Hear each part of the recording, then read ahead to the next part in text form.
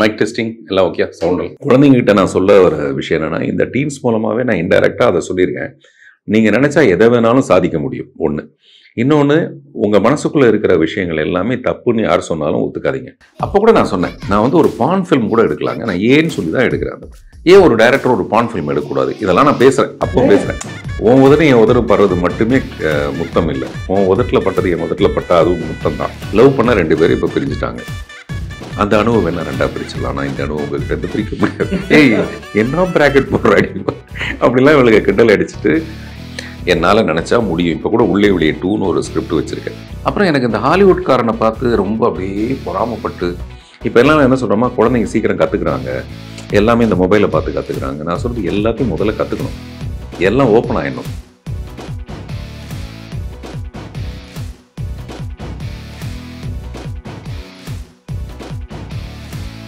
நான் கொஞ்சம் selfish. Parthiban sir இன்டர்வியூனா கொஞ்சம் வாலண்டியர் பண்ண தோணும் எனக்கு. அது எனக்கு ஒரு எக்ஸ்பீரியன்ஸ். துளசி அப்படின்னு உடனே என்ன சார் ஞாபகம் வருது? உங்களுக்கு என்னெல்லாம் ஞாபகம் வருதுன்றது வேறு விஷயம். எனக்கு ஒரு ஜோக் தான் ஞாபகம் வருது. ஒரு பெரிய சாமியார், சாமியார்னாவே நமக்கு தெரியும், ஒரு வந்து நிறைய பெண்களோடலாம் இருப்பார் அப்படின்னு தெரியும். அந்த மாதிரி ஒருத்தரை பற்றி கேள்விப்படுறாரு ஒரு ப்ரெஸ் ரிப்போர்ட்டர். அவர் வந்து பயங்கர, அவருக்கு வயசு அப்போ நிறைய ஒரு 80-90 வயசு இருக்குன்னு வச்சுங்களேன். ஆனால் பெண்கள்லாம் போனால் விட மாட்டேங்கிறாங்க அவரை. அந்த மாதிரிலாம் ஒரு தகவல் தெரிஞ்சு அவர் இங்கேருந்து பெரிய மலை ஏறி போகிறார். போய் அவர்கிட்ட கேட்குறாரு, இந்த மாதிரி சாமி, உங்களுடைய இளமையோட ரகசியம் என்ன? 2 தான், லெமன் டீ, துளசி அப்படின்றாரு. ஓ அப்படிங்களா, உங்களுக்கு என்ன வேணும், உங்களுக்கு நான் என்ன ஆஃபர் பண்ணவும் அப்படி கேட்குறேன். கேட்டோன்னா அவர் சொல்கிறாரு, ரொம்ப நேரம் அவர் யோசிச்சு பார்த்து லெமன் டீ அப்படிங்கிறாரு. அம்மா துளசி, லெமன் டீ கொண்டு வா அப்படிங்கிறாரு. அதுதான் துளசி. அப்பதான் நம்ம சாய்ஸ்ல ரொம்ப கரெக்டா இருக்கணும். நம்ம சூஸ் பண்ணும்போது கொஞ்சம் அப்படி இப்படி மிஸ் ஆகிடக்கூடாது. அவ்வளவுதான் யோசிச்சு அவன் லெமன் டீன்ட்டான். நைஸ். எனக்கு இந்த துளசி ஆக்டர் ஞாபகம் தாங்க. Parthiban sir, to me, I don't know if I can say this, I think you are a misunderstood genius. அது வந்து அந்த ட்ரோப்பை நான் திரும்ப திரும்ப யோசிச்சு பார்த்துட்டே இருக்கேன். ஏன்னா ஒரு முறையும் ஒருத்தரை நம்ம நேர்காணல் எடுக்கிறதுக்கு முன்பாக அவங்கள பற்றி படிக்கிறது ஒரு வழக்கம் இல்லை. I have consume so much about you, about what you've மேடுன்றதுனால டு மீ யூஆர், அது என்னன்னா தெரிஞ்சோ தெரியாமலோ இந்த ஊரில் இருந்தாலும் புறண்டாண்டா, நம்மளால் கொஞ்சம் யூஎஸில் இருந்திருந்தாலோ இல்லை வேறு ஏதாவது மெயின் ஸ்ட்ரீமில், இப்போ ஒரு ஃப்ரெஞ்ச் மூமெண்ட்னா அது ஒரு டைப் ஆஃப் ஃபிலிம்ஸ், ஒரு யூஎஸில் ஹாலிவுட் டென்போல் ஃபிலிம்ஸ், அவங்களோட off beat films, United Kingdom அந்த ஸ்ட்ரீம் ஆஃப் ஃபிலிம்ஸ், அங்கெல்லாம் இருந்திருந்தா இவருக்குன்னு ஒரு ஆடியன்ஸ் இருந்திருப்பாங்க. இவர் அந்த பட்ஜெட்டுக்கு ஏற்ற மாதிரி வேறு ஜான்ராவில் விளையாடிருப்பார். ஏன்னா I think if I have to rank you as a film maker, எப்படி ஸ்பீல்பர்க் வந்து நேற்று ஷின்லர்ஸ் லிஸ்ட்டு இன்னைக்கு வந்து போயிட்டு சம்மந்தமே இல்லாமல் ஒரு you can do something else, you can do probably 10 tomorrow he'll do wars of the world, he'll go produce Jurassic Park. அந்த மாதிரி there are very few breed of filmmakers who can do a variety of things. எனக்கு இன்னமும் இந்த I am not belittling Tamil cinema, but அந்த Friday சினிமாவுக்குள்ளே எனக்கு பார்த்திபனை அடைக்க அவர் சஃபகேட் ஆகிறாருன்னு தோணுது. அதுக்கு ஒரு வழி விரைவில் பிறக்கும்னு நினைக்கிறேன். நேற்று முந்தா நாள் கூட பிரபு ஆண்டனின்னு சொல்லிட்டு இந்த படத்தோட ப்ரொடியூசர் கால்டுவெல், அவருடைய நண்பர், அவர் வந்து இதுக்காகவே என்னை பார்க்க வந்திருந்தார். ஒத்த செருப்பு படத்தை ஹாலிவுட்டில் பண்ணுறதுக்காக, டென்ஷல் வாஷிங்டன் நடிக்க. எனக்கு டென்ஷல் வாஷிங்டன்றது அவ்வளோ பெரிய கனவு. நான் 2 சாய்ஸ், ஒன்று வில் ஸ்மித், இல்லாட்டி வில் ஸ்மித்லாம் நெருங்கவே முடியல சார். நம்ம ஊர் விஜய் சார் அவர், ஏன் அவரும் அரசியலுக்கு வராரா அப்படின்னு கேட்டேன் நான். அட்லீஸ்ட் அங்கேயாவது போய் அவரை வச்சு ஒரு கடைசி படம் பண்ணிடலாமேங்கிறதுக்காக. அவர் வில் ஸ்மித் ஒரு வேளை அரசியலுக்கு வரதா இருந்தால் அட்லீஸ்ட் அவரை வச்சு ஒரு, ஏன்னா நம்ம அசிஸ்டன்ட் தான் இங்கே அவர் பூந்துட்டாரு, அதனால அங்கேயாவது போய் நம்ம இடம் பிடிச்சிடலாமான்னு பார்த்தேன். அந்த மாதிரி வில் ஸ்மித் 69 பார்த்திபன் எடுத்தா எப்படி இருக்கும் போனோம். எனக்கு வந்து பர்சுவேட் ஆஃப் ஹாப்பினஸ் அதெல்லாம் பார்த்து எனக்கு சுகமான சுமைகள் ஞாபகம் வரும். பர்சுவேட் ஆஃப் ஹாப்பினஸ் பார்க்கும்போது எனக்கு அதுதான் வரும். என்ன அந்த ஆளு அதே மாதிரி ஆஃப்டர் த வேர்ல்டா ஏதோ ஒன்று, அந்த வேர்ல்டே அழிஞ்சு போனதுக்கப்புறம் வர இறங்கி நடந்து வரும் ஐம் லெஜண்ட் மாதிரி. இதெல்லாம் படம் பார்க்கும்போது இவனுங்கெல்லாம் என்ன ஆக்டராக இருக்கானுங்க. அப்புறம் எனக்கு இந்த ஹாலிவுட்காரனை பார்த்து ரொம்ப அப்படியே பொறாமப்பட்டு, இதெல்லாம் நம்மளால் முடியாது அப்படின்னு நான் ஒரு தடவை கூட நினச்சது கிடையாது. அதனால தான் ஒத்த செருப்பை எடுத்துகிட்டு அங்கே போகிற ஒரு வாய்ப்பு எனக்கு கிடைக்குது. ஒருவேளை எங்கேருந்தோ நான் திருடப்பட்டதாக இருந்ததுன்னா, நான் பொழைப்புக்காக அங்கேருந்து ஏதாவது எடுத்திருந்தேன்னு வச்சுங்களேன், இதை எடுத்துகிட்டு போக முடியாது. திரும்ப மறுபடியும் அவங்ககிட்டே கொண்டு போய் அவன் சட்டியில் நம்ம வடை சுட முடியாது. அதனால் எனக்கு சந்தோஷம். ஒத்த செருப்பு எங்கேருந்தோ, அதோட ஆரம்பம் பார்த்திங்கன்னா அவ்வளோ பயம், திரைக்கு வரும்போது அவ்வளோ பிரச்சனை, நிறைய லாஸ், இது எல்லாத்தையும் மீறி ஹிந்தியில் பண்ண அந்த படம் இன்னும் ரிலீஸ் ஆகலை. அது ஒரு பக்கம் எனக்கு வருத்தத்தை இருக்கும்போது, இன்னொரு பக்கம் ஏதோ பேச்சுவார்த்தை நடந்துகிட்டே இருக்குது. ஒரு 5-6 வருஷமாக நடந்துகிட்டே தான் இருக்குது. ஆனால் இப்போ கொஞ்சம் அதை நெருங்கிடுச்சு. அவர்கிட்ட ஸ்கிரிப்ட் போய் பட்ஜெட் அகைன் மறுபடியும் அவங்களுடைய பட்ஜெட்டில் இது பண்ண முடியுமா, அந்த மாதிரியான விஷயங்கள் நடந்துட்டுருக்கு. அதுக்காக எனக்கு இந்த படம் முடிஞ்சோடனே அடுத்த மாதம் நீங்கள் வந்தீங்கன்னா ஒரு 2 மாதம் அங்கே தங்கி அந்த வேலையை பண்ணலாமா அப்படின்னு. இப்போ நீங்கள் ஆரம்பித்த கேள்விக்கும் அது ரொம்ப நெருக்கத்தில். அப்போ அவரே சொன்னார், இந்த டீம்ஸ் மாதிரி ஒரு படம் அங்கே ஹாலிவுட்லேயே வந்தது கிடையாது. ஸ்ட்ரேஞ்சர் திங்ஸ் எல்லாம் அப்படியே கம்ப்ளீட்லி வேற. அது வெப் சீரிஸ், அதோட ஆமாம் ஐடியா வேற. இந்த மாதிரி ஒரு பேர்லேண்டில் வெட்ட வெளிச்சத்தில் ஒரு குழந்தை காணாமல் போகிறதும் அது ஒரு சயின்ஸ் ஃபிக்ஷனாக மாறுறதும். நான் என்ன நினைக்கிறேன்னா, இது ஒரு சினிமா, அவ்வளோதான். இந்த சினிமாவே நீங்கள் சொல்கிற வெள்ளிக்கிழமையாக அதை சுருக்கிக்க விரும்பாமல், அவ்வளோ பெரிய இடமும் கொடுக்காம, எனக்கு வந்து அவ்வளோ பெரிய ஸ்கோப்பு, அதாவது பட்ஜெட்டாக அவ்வளோ பெருசு இல்லாமல், இன்னும் சொல்லப்போனால் நீங்கள் சிரிப்பீங்க, இந்த ப்ரொடியூசர்கிட்ட நான் ஒத்துக்கும் போது மிக குறைஞ்ச ஒரு ஃபர்ஸ்ட் காப்பியில் ஒத்துக்கிட்டேன். கால்டுவெல் வேல் நம்பி, பாலா சாமிநாதன், பிஞ்சி ஸ்ரீனிவாசன், ரஞ்சித் தண்டபாணின்னு ஒரு 4 பேர் இரவு நிழல் எடுத்தாங்க. மறுபடியும் என்னை வச்சு எடுத்து நிறைய பணம் சம்பாதிக்கலான்னு அவங்க ஆசைப்பட்டு, நான் வந்து அவங்க ஆசைப்படுறதுக்கு தகுந்த மாதிரி ரொம்ப சின்னதாக ஸ்குவீஸ்டு பட்ஜெட்டில் ஒரு பண்ணி கொடுத்துலாம். 13 பசங்க அப்படியே ஜாலியாக போகலாம். நம்ம கேமிங்னு போன உடனே அதுவே அங்கேயே மாறிப்போச்சு. அந்த ஸ்கேலே வேற ஒன்றா மாறிப்போச்சு. 1,76,000 லைட்ஸு, ஒரு 70,000 கேமரா, இதெல்லாம் சேர்ந்தா அந்த படம் வந்து இப்படி ஒன்று வருது. 2 கேமரா இல்லாமல் நான் டெய்லி எடுக்கவே மாட்டேன். ஒரு கேமராமனுக்கு ரொம்ப கஷ்டம். 2 கேமராவும் எவ்ரி ஷாட் யூஸ் பண்ணுறது. எங்களை 2 கேமரா கொண்டு வந்து வச்சிட்டோம். அதனால் நான் இப்படி ஒன்று வைப்பேன், அந்த பக்கம் ஒன்று வைப்பேன். அவர் ஒரு தடவை 2 தடவை அப்புறம் பார்ப்பார். அவர் இது வேணாம் சார்னு. அப்புறம் நான் ரொம்ப கெஞ்சி, இல்லை சார் இந்த எக்ஸ்பிரஷன் வந்து மறுபடியும் கிடைக்காது சார் நமக்கு அப்படின்லாம் சொல்லி நான் அவரை ஏமாத்துறேங்கிறது அவருக்கும் தெரியும். விரும்பி ஏமாறுறது அதெல்லாம். அந்த மாதிரி அங்கேருந்து ஆரம்பித்து ஒரு சாங்லேருந்து ஆரம்பித்து அது 7 சாங்காக மாறும்போது அது பட்ஜெட் என்ன ஆகுறது. பிப்ளின்னு ஒரு சாங் ப்ரொமோஷனல் சாங் ஆரம்பித்தா அதோட பட்ஜெட் வேறு எங்கேயோ மாறி, இப்படி நான் நினச்சதெல்லாம் எப்போது ஃபஸ்ட்டு ஷெடியூல்லேயே முடிஞ்சு போச்சு. ஆனால் எனக்கு இந்த படம் வந்து என்னவா கொடுக்கும் அப்படின்னு யோசிச்சு பார்த்தா, நீங்கள் சொன்ன ஸ்கின்லெஸ் லிஸ்ட் பண்ணவர் அடுத்த படம் வேறு ஒன்று பண்ணுவார். அவரே வந்து டூயல்னு ஒரு படத்தில் தான் அவருடைய லைஃப், அவருடைய முதல் படமே ஆரம்பிச்சிருப்பார். எனக்கே ஒரு நாள் பிசி ஸ்ரீராம் அந்த டூயலோட அந்த காமிச்சி இந்த மாதிரி நான் அப்படியே மறந்து பண்ணி, என்னையா ஆளே இல்லாமல் ஒரு படம் எடுத்திருக்கான், அந்த பிரேக்கை அமுக்கிறதுல தெரியும், வில்லன்னு தெரியும் இப்படி. ஸோ இதெல்லாம் பண்ணுறேன். அப்போ அவன் மட்டும் ஏன் பண்ணலாம், நம்ம ஏன் பண்ணக்கூடாது? நமக்கு வேணால் அந்த ஸ்பேஸ்ஷிப்பை வந்து பெருசாக காட்ட முடியல, நம்ம கொஞ்சம் டிரான்ஸ்பரண்ட்டாக மாற்றி அதில் புகை வர மாதிரி வச்சு ஏமாற்றிடலாம் அப்படின்னு எனக்கு தோணுது. அந்த மாதிரி எனக்கு வந்து இந்த போட்டி நிறைய இருக்குது, பொறாமலாம் கிடையாது, அவனை பார்த்து ஒரு பயம்லாம் கிடையாது, யாரை பார்த்துமே எனக்கு பயம் இல்லை. அதனால தான் இந்த படத்தை 12ஆம் தேதி ரிலீஸ் பண்ணோம். கிளாஷ்லாம் ஒரு மேட்ரே இல்லை சார். ஐ திங்க் இப்போ இருக்கிற நெட்டிசன்ஸ்க்கு உங்களோட ஃபில்மோகிராஃபியை போய் I think they have to look back. அதாவது நடக்காத சில டிராப் படங்களோட டைட்டில்லாம் பார்த்தாலே ஒரு மாதிரி இருக்கு எனக்கு அந்த படத்தோட கதைகள்லாம் அட்லீஸ்ட் ஒரு ஐடியாவாச்சும் என்ன வச்சிருந்தீங்கன்னு எனக்கு தெரியணும். ஐ திங்க் உங்களோட கவுண்டர் பார்ட் ஒருத்தர் கன்னடா சினிமாவில் இருக்காரு, பட் அவர் more of a hero who then later translated into director. அவர் வந்து திடீர்னு வந்து H2Oன்னு ஒரு படம் பண்ணுவார்.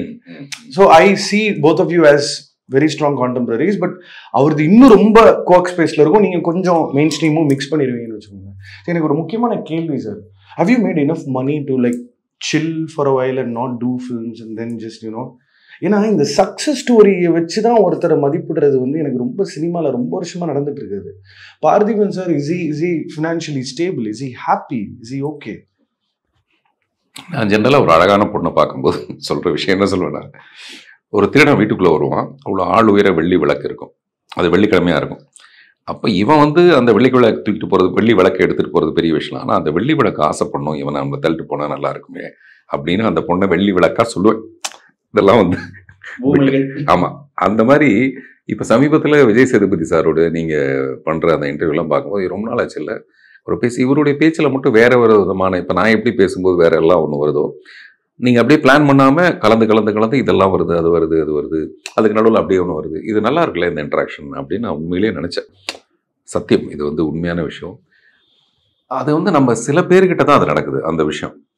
அது வந்து உங்ககிட்ட நான் லாஸ்ட் டைம் பேசும்போதும் அதே மாதிரி தான், இப்போ நீங்கள் வரும்போது இதுக்கான ஒரு ப்ரிப்ரேஷனில் வரதும்.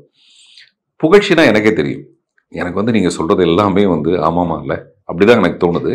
அதை ரொம்ப அழகுப்பட நீங்கள் சொல்கிறது. நான் வந்து ஏற்கனவே போன 15 நாளைக்கு முன்னாடி சொன்ன ஒன்று வைரலாக போயிட்டு இருந்தது. உலகத்தை பணத்தை விட பெரிய விஷயம் நிறைய இருக்குது, ஆனால் அது எல்லாத்தையும் பணத்தால் தான் வாங்க முடியும். அதை எல்லாரும் வந்து பயங்கரமாக அப்ரிஷியேட்ப்பா இவ்வளோ சீக்கிரமாக திருக்குறள் மாதிரி ஒன்று நீங்கள் சொல்கிறீங்க. ஆனால் ரொம்ப ஃப்ரீயாக கொடுத்துட்ருக்கீங்க, எனக்கு அதான் காண்டாவது. சரி, ஓகே, சொல்லுங்கள். 2 விஷயங்க. ஒன்று, இவ்வளோ வசதி இருந்தால் தான் நான் வாழ முடியும்னு ஒரு கமிட்மெண்ட்டு. அல்லது அவ்வளோ வசதி இல்லாமல் என்னால் எளிமையாக கூட நான் எளிமையாக இருந்துட முடியும். கேட்டு பாருங்க, பக்கத்தில் வந்து 40 ரூபாய்க்கு ஒரு ரைஸ் கிடைக்குது.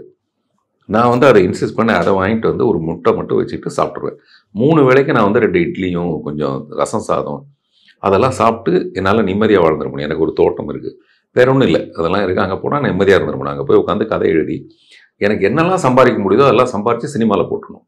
நான் நினைக்கிறேன் இது எனக்கு ஒரு கிடைச்ச வாய்ப்புன்னு நினைக்கிறேன். இது எத்தனை பேருக்கு வாய்ப்பு கிடைக்கும்? எத்தனை பேருக்கு அந்த மனசு வரும்? என்னால் எளிமையாக இருந்துக்க முடியும், என்னால் வந்து ஒரு ஆட்டோவில் கூட போயிட முடியும். ஆனால் நான் நினைக்கிற ஒரு சினிமாவை எடுக்கணும். அப்படி இந்த யூனிவர்ஸ் வந்து எனக்கு ஒரு வகையில் உதவி செய்கிறது தான் இந்த 4 நண்பர்களை எனக்கு அறிமுகப்படுத்தியிருக்கு. ஒருவேளை இவங்க வந்து இந்த படம் ரிலீஸுக்கு முன்னாடி எனக்கு பணத்தை கொடுத்துருங்க அப்படின்னு சொல்லியிருந்தாங்கன்னா, துருவ நட்சத்திரத்தில் அந்த டைரக்டருக்கு வந்த பிரச்சனை பூரா எனக்கும் வந்திருக்கும். கரெக்ட். படத்துக்காக தான் ஒரு பணம் வாங்குறாரு, அதை கொடுக்க முடியாதப்போ அது பிரச்சனை ஆயிடுது இல்லையா? அந்த மாதிரி இல்லாமல் இந்த யூனிவர்ஸ் வந்து எனக்கு ஹெல்ப் பண்ணுது. என்னுடைய சின்சியாரிட்டி, என்னுடைய டெடிகேஷன், இது எல்லாத்தையும் பார்த்தா எங்கிருந்தோ யாரோ ஒருத்தர் எனக்கு உதவுறாங்க. அது நாட் நெசசரி அது அப்படியே ஒரு சக்கர தாழ்வாராக வந்து நிற்கணும்னு அவசியம் கிடையாது. அதில் தான் இந்த 4 பேர் இருக்காங்க. அப்புறம் என்னால் ரொம்ப எளிமையாக அப்படியே நடந்து போயிட முடியும். இந்த படம் ரிலீஸுக்கு மறுநாள் வரவேற்பு கூடும்போது எனக்கு வந்ததை மறுபடியும் ட்வீட் பண்ணேன். நான் ரொம்ப எமோஷனலாக இருக்கேன், அவ்வளோ எமோஷனல் மட்டும் வேண்டாம் அப்படின்னு நினைக்கிறேன். பணம் இருக்கோ இல்லையோ, இவ்வளோ எமோஷனை நம்ம யாருக்கும் காட்டி அதை புரிஞ்சுக்கிற தன்மையில் அவங்க இல்லை. படம் வந்து மறுநாள் ஹவுஸ்ஃபுல் ஆகும்போது நான் எழுதுகிறேன், முதல் நாள் வந்து ஏற்பட்ட அந்த சொட்டையாக இருந்தது தியேட்டர்லாம், ஸ்க்ரீன்ஸே ரொம்ப கம்மி. அது நம்ம எதிர்பார்த்தது, அது ஒன்றும் நான் எதிர்பார்க்காதது கிடையாது. வேற இரவு நிழலில் வந்து மார்னிங் 4:30 ஷோலாம் ஃபுல்லாச்சு. சக்தி ஃபிலிம் ஃபேக்டரியில் அவர் சொல்கிறாரு, இது வந்து அந்த மாதிரி வராது சார், நீங்கள் தப்பான ஒரு மூவ் எடுக்கிறீங்க, ஸ்டெப் ரொம்ப தப்பு அப்படின்னு சொல்கிறாரு. அன்றைக்கி நைட் வந்து நான் ரொம்ப ஒரு மாதிரி டிஸ்டர்ப் ஆகிட்டு, போதும் நான் எழுதுனது இல்லாட்டி நான் எடுத்தது போதும், எங்கேயாவது கண்காணாத இடத்துக்கு போயிடலாம் அப்படிங்கிற லெவலுக்கு நான் யோசிக்கிறேன். யாருக்குமே தெரியாதது. மறுநாள் வந்து இதை நான் எப்போ வெளிப்படுத்துகிறேன்னா, அந்த படம் வந்து தியேட்டர்லாம் ஃபுல்லாகுது ஒரு மெரிட்டின் அடிப்படையில். படம் பார்த்தவங்க 10 பேர் சொல்லி தான். ஏன்னா நமக்கு வேறு எந்த சப்போர்ட்டும் இல்லை, அது விமர்சனமாகவும் இல்லை, எதுவாகவும் இல்லை. அப்போது வந்து நான் சந்தோஷப்படும்போது நான் சொல்கிறேன் நான் எவ்வளோ துக்கத்தில் இருந்தேன்னு. அல்லது துக்கத்தில் இருந்து நான் சொல்லவே மாட்டேன்ல, சொல்லாமல் கிளம்பி போயிருப்பேன்.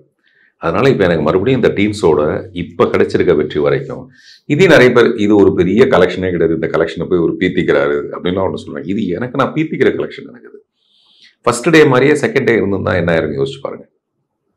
நான் அங்கேருந்து என்னை காப்பாற்றப்பட்டு நீங்கள் சொல்கிற மாதிரி விதவிதமாக நான் படம் பண்ணலாங்கிறதுக்கான ஒரு பெரிய தெம்பை கொடுத்துருக்கு. அதனால் என்னுடைய எளிமை வந்து அது வந்து 10,000 கோடிக்கு சமம். I think the more you rewire your energy towards wanting to make different type of films தான், ஸ்டார்டிங் ஃப்ரம் எழுத்துக்கள் நிறைந்த இந்த கர்டன்லேருந்து ஆரம்பிக்குது.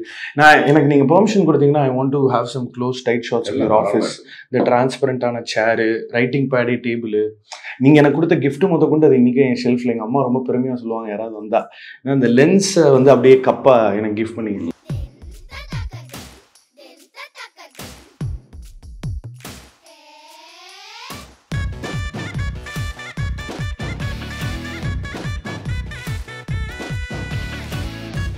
I think இந்த வாண்டிங் டு பி டிஃப்ரெண்ட்ன்றது வேற, பீயிங் டிஃப்ரெண்ட் வேற. அது வந்து ரொம்ப பெரிய டிஃப்ரென்சியேஷன் நான் பார்க்குறேன்.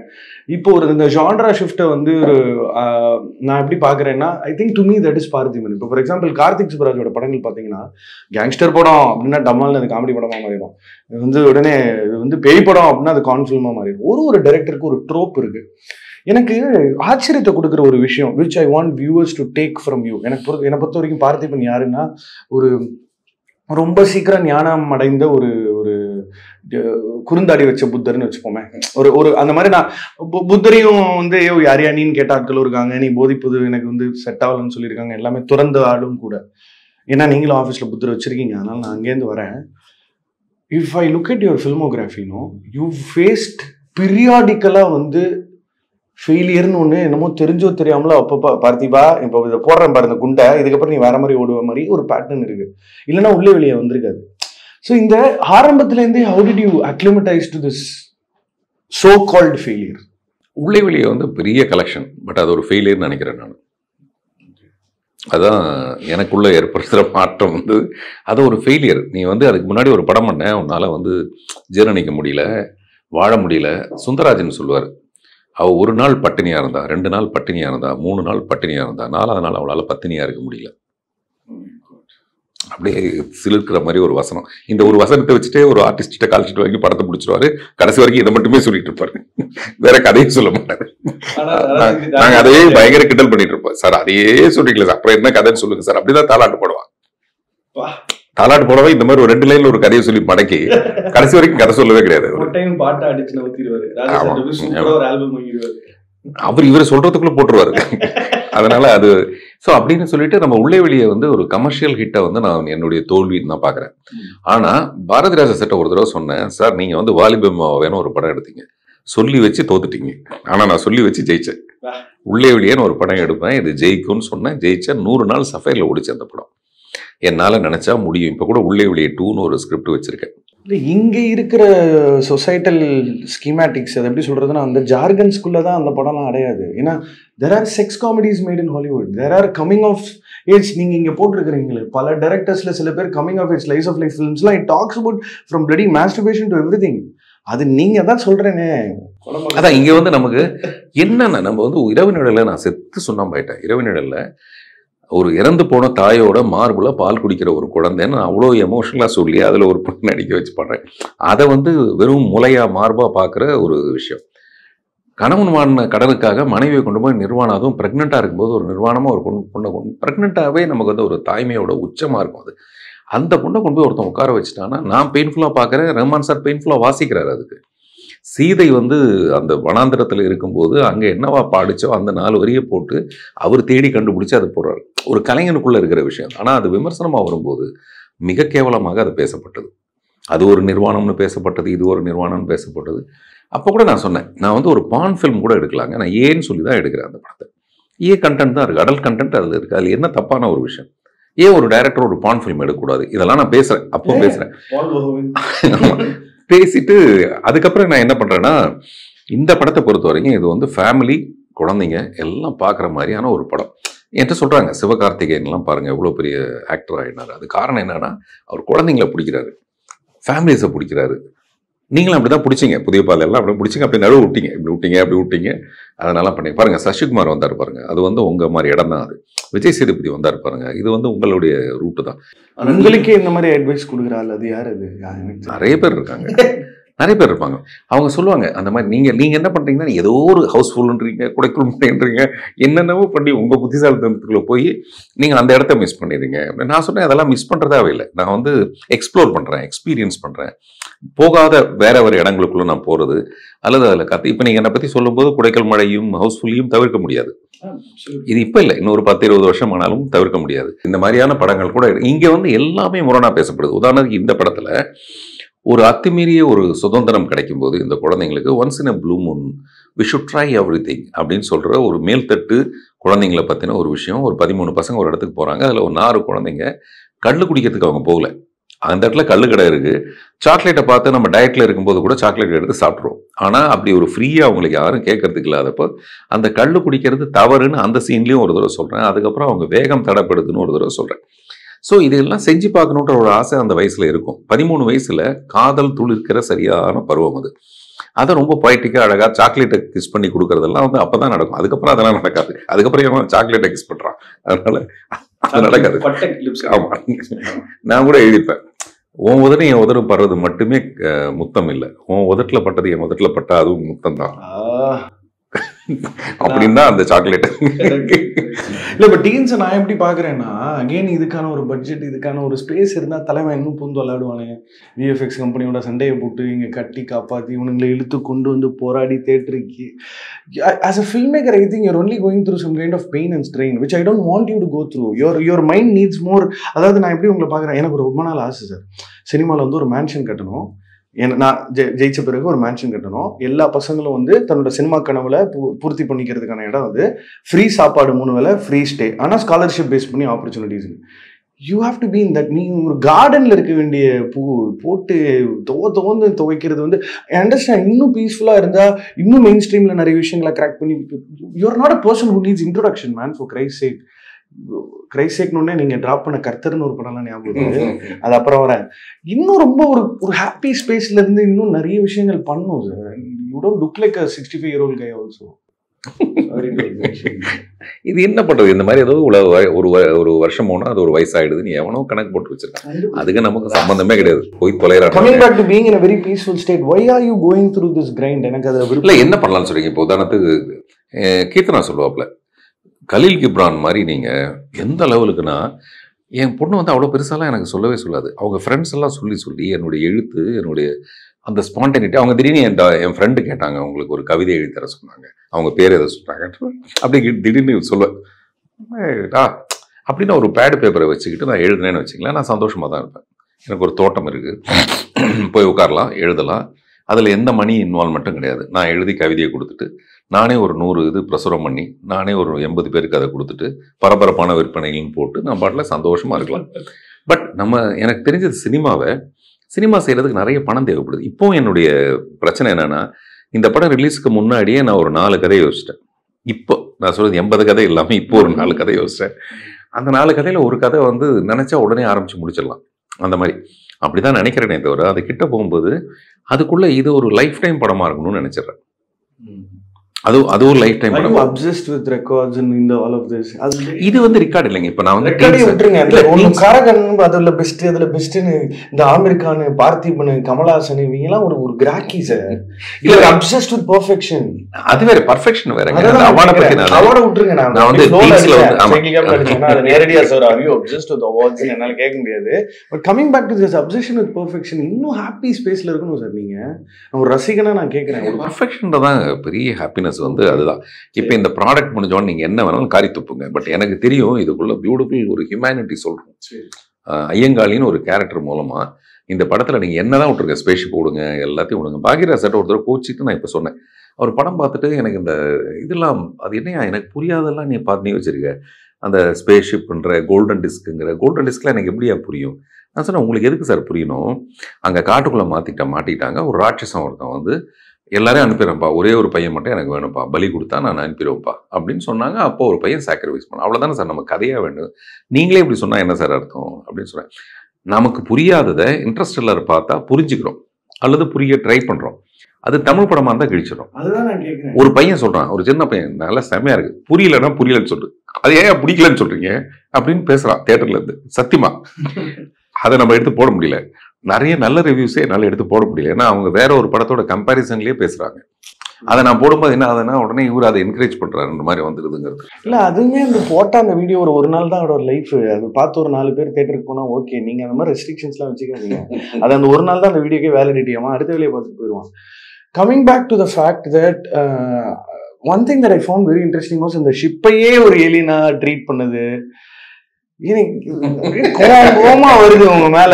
Because it's not about I'm not being nice to you sir. எனக்கு உங்க மேல கோவம் தான் ஜாஸ்தி. அடிப்படையிலே எனக்கு காண்டு தான். ஏன் வந்து இன்னும் நிறைய விஷயங்கள் பண்ணலாமே, இன்னும் பீஸ்ஃபுல்லா இருக்கலாம், இன்னும் ஒரு செம சாலிடான ஸ்பேஸ், ஒரு கான்வாஸ் மாட்டுச்சுன்னு இருந்தாலும் விளையாடுவானே, அந்த காண்டு தான் எனக்கு அடிப்படையிலேயே ஜென்ரலா. ஸோ இப்போ டீன்ஸோட success, what is it going to do to you? I mean, அது உங்களுக்கான success, marginalise success, whatever you call it, அடுத்து திரும்ப என்ன பண்ண போறீங்கன்னு. I think you wanting to do films with animals. ஏதோ நாடி யாரோ எங்கேயோ துண்டு செய்தியா போட்டாங்க, தெரியல, அவங்களா ஃபீல் பண்ணிக்கிறாங்கன்னு நினைக்கிறேன். என்ன அடுத்து என்ன? எனக்கு வந்து பத்தலை நிஜமாவே. அடுத்து என்ன பண்றதுன்னு எனக்கு தெரியல இப்போதைக்கு. நான் இல்லை, ஆமா, இப்போதைக்கு நான் என்ன பண்றேன்னா, இந்த படத்தோட என்ன முடியுமோ, நேற்று நீங்க நம்ப மாட்டீங்க, பீச்சில் போய் நின்றுக்கிட்டு இந்த மோடி மஸ்தா மாதிரி அல்லது சோன் பப்படி வைப்பானுங்கள்ல, அந்த மாதிரி ஒரு மைக் எடுத்துக்கிட்டு, நான் பார்த்திபன் டீம்ஸ்னு ஒரு படத்தை வெளியிட்டு இருக்கேன், ஆடுங்கப்பா அப்படின்னா பிபிலின்னு எல்லாம் ஆடுவாங்க. ஸ்பீக்கர்ல வர சத்தமா சரியாவே சத்தம் கேட்க மாட்டேங்குது சார். இது வரைக்கும் எங்களுக்கு தெரியாது சார், நீங்க வந்த உடனே தான் சார் எங்களுக்கு தெரியுது சார், நாளைக்கே போறோம் சார். 10 டிக்கெட்டு காலி. நாளைக்கு வந்து இன்னைக்கு ஃபுல்லுக்கு கொஞ்சம் குறைஞ்சதுன்னு வச்சுங்களேன், இன்னைக்கு ஃபுல் ஆகிடும். அல்லது இன்னைக்கு ஃபுல்லாகிறது பார்த்தா நாளைக்கு அந்த டிக்கெட் ஃபில்லப் ஆகும். அப்படி சக்தி ஃபிலிம் ஃபேக்டரின்னு அவங்க தான் ரிலீஸ் பண்ணுறாங்க இந்த படத்தை. அவர் சொல்றாரு, உங்களுடைய ஸ்ட்ராட்டஜியே என்னால் புரிஞ்சுக்க முடியல சார். ஆரம்பத்திலேருந்து அவர் என்ன பண்ணிட்டார்ல, எனக்கு அவரை சொல்லப்பட்டது என்னன்னா, இந்த அஸ்வின்ஸ் படம் பண்ண டைரக்டர் தான் தருண் தான் எனக்கு சொன்னார், சார் நீங்கள் சக்தி ஃபிலிம் ஃபேக்டரியில் மட்டும் இதை கொடுத்துட்டீங்கன்னா அவங்க வேற ரேஞ்சு கொண்டு போயிடுவாங்க சார். சரிங்கன்னு தான் நான் அவர்கிட்ட போனேன் பேசினேன். அப்புறம் அவர் சொல்ற, சார் நீங்கள் பண்ணுறது எதுவுமே என்னால் பண்ண முடியாது, இது டோட்டலாக வேற ட்ராக்கு. அவர் இன்னும் படமே பார்க்கல ரிலீஸ் வரைக்கும். 2வது நாள் 3வது நாள் டிக்கெட் கிடைக்கல அவருக்குன்னு சொல்லிட்டு அவரு குடும்பத்தோட, சார் பாருங்க சார்னா அவர் பார்க்கலட்டாரு. 3வது நாள் எதிர்பார்க்கவே இல்லை அவருக்கு டிக்கெட் கிடைக்காதுன்ட்டு. அதை விட எனக்கு பெருமை வேறு என்ன இருக்க முடியும். அவர்கிட்ட கேட்டால் இந்த படம் வந்து இப்படி கலெக்ஷனில் போச்சுன்னா இது என்ன சார் மொத்தமாக கலெக்ட் பண்ணோம், ஏன்னா இதுக்கு முன்னாடி 4 ப்ரொடியூசர்ஸ் இருக்காங்க, அவங்களுக்கு நான் பதில் சொல்லணுன்றதுக்காக. சார் உங்கள் விஷயத்தில் நம்மளால் கணக்கே போட முடியாது சார். நீங்கள் என்ன சார் ராத்திரி பூரா போய் எங்கேயாவது போய் 2 வீடியோ போட்டுக்கிட்டு மறுநாள் வந்து அதை ஃபில்அப் பண்ணிடுங்க சார். அப்படியே பண்ணிங்கன்னா இந்த கலெக்ஷன் என்ன ஆகும்னு நமக்கு. அதனால் இன்றைக்கி இருக்கிற கணக்கைப்படி பார்த்தா இது எவ்வளோ கலெக்ஷன்றதை விட முதல்ல இதை நான் போராடி கொண்டு வந்து சேர்த்தணும்னு பார்க்குறேன். அப்படி ஒரு வாட்டியும் போராட வேணான்றதான் என்னோட தாட்டு. அது எங்கேருந்து நடக்குதுங்க? இப்போ நீங்கள் நல்லா யோசிச்சு பாருங்கள், சில டைரக்டர்ஸ்க்கு மட்டும் அது அமையுது. நான் கூட இப்போ விளையாட்டாக ஒன்று சொன்னேன், சில டைரக்டர் நீங்கள் பெரிய ஸ்டாரை வச்சு படம் பண்ணியிருந்தீங்கன்னா என்ன பண்ணுவீங்க, நானும் நல்ல ட்ரெஸ் போட்டுக்கிட்டு அந்த கல்யாணத்துக்கு போயிருப்பேன் அப்படின்னு சொல்லி சொன்னேன். இல்லை, ஒரு சொஃபிஸ்டிகேஷன் மிஸ் ஆகுதுன்னு தான் எனக்கு தோணுது. Which is there will be few actors who will be ready to work with you. எனக்கு என்னமோ I think lot of people get intimidated by your knowledge, your skill, your quirk. உடனே ஒரு பயம்னு சொல்ல மாட்டேன், பட் டக்குன்னு ஐயோ இவர் நம்ம முட்டாள்னு டக்குன்னு நம்மளை வெளிப்படுத்திடுவாரு, நான் எக்ஸ்போஸ் ஆயிடுவேனேன்ற மாதிரியே இருக்கு. எனக்கு அந்த பயம் இருந்தது இல்லை, பிகாஸ் உங்க ட்ரோப்பை நான் வந்து ரொம்ப என்ஜாய் பண்ற ஒரு ஆள் நான். But to other people they'll be like, oh shit, he'll expose me. அது இருக்கா? அப்படி கிடையவே கிடையாதுங்க. நான் வந்து அதை ரொம்ப பெரிய விஷயமா நினைப்பேன்றேன். எனக்கு தம்பி ராமையா சார் என் கையில் கிடைச்சாருனாவே நான் வந்து இந்த படம் கதை திரைக்கதை வசனத்தில் அவரோட லைஃப் டைம் படமாக அது இருக்கணும்னு கங்கணம் கட்டிக்குவேன். அப்படி இருக்கும்போது எனக்கு வேற இப்போ மிஸ்டர் அஜித்தோட டேட் கிடைச்சதுன்னு வச்சுங்களேன், நான் வேற இதில் கூட ஒரு வேகமாக சொல்லிட்டேன், அது வந்து இந்த படமாக இருக்காது, அந்த படமாக இருக்கா, இந்த படமாக இருக்கா. ஆனால் அந்த படம் வேற படம் மாதிரி வேற லெவலில் இருக்கும்.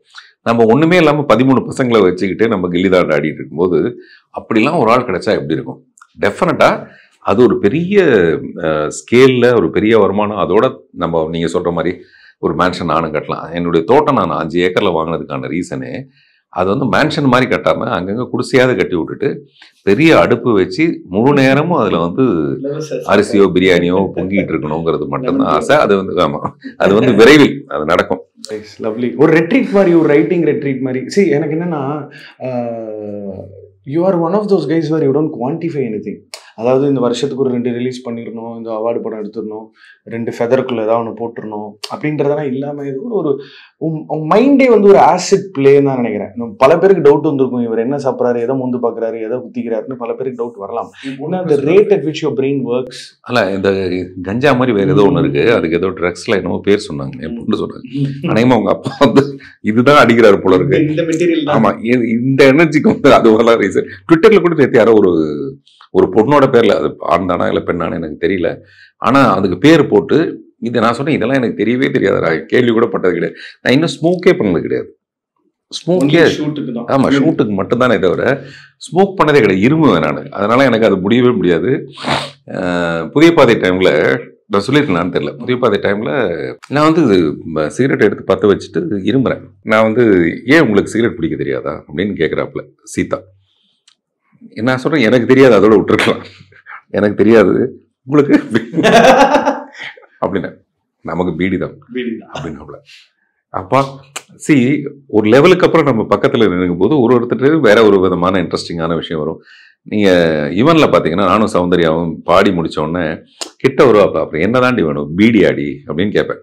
இது எங்கேருந்தோ ஒரு இன்ஸ்பிரேஷனாக ஒன்று வருது. அது எதுக்காக சொல்ல வந்தேன்னு தெரியல. அந்த மாதிரி எனக்கு ஸ்மோக்கிங்கே தெரியாத ஒருத்தர் என்னை வந்து எனர்ஜைஸ் பண்றது இல்லாட்டி எனக்கு ஒரு பயங்கர ஊக்கம் கொடுக்கறது எல்லாமே இந்த சினிமா.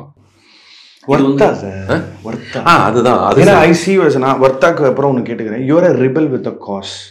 ஒருத்தன் தன்னோட முதல் படத்தில் ஒரு ரேப் விக்டிமால ரிஃபார்ம் ஆறான்றதுலாம் வந்து நான் ஒரு ஒன்லைனாவே அந்த காலகட்டத்தில் எனக்கு நான் அந்த டயத்தில் இருந்தேன்னா யார் நீன்னா அப்படிதான் தோணி இருக்கும். Because that is a very unusual first film for director.